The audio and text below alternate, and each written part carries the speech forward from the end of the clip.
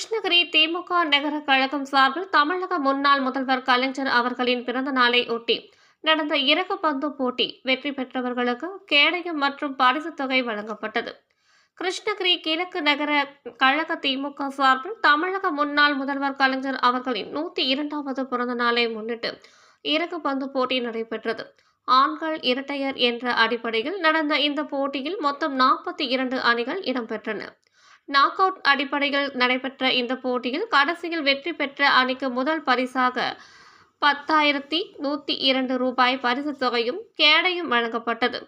அடுத்தடுத்து இரண்டாம் பரிசாக ரூபாய் 7,102, மூன்றாம் மற்றும் நான்காம் பரிசாக ரூபாய் 4,102 வழங்கப்பட்டது. 21வது வார்டு நகர் மன்ற உறுப்பினர் பாலாஜி சுந்தரம் அவர்களின் ஏற்பாட்டில் நடைபெற்றது.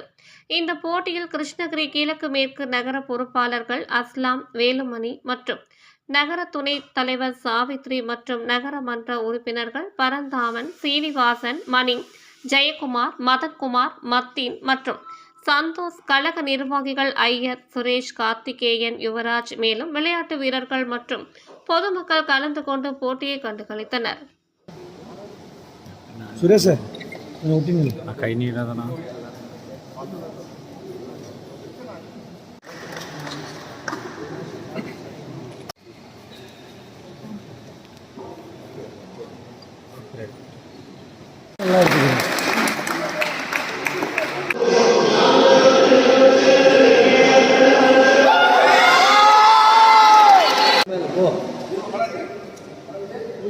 நான் அப்படியே நான் ஒரு நிமிஷம் அப்படியே ஷார்ட்டா இருக்கா லென்த்தா இருக்கு.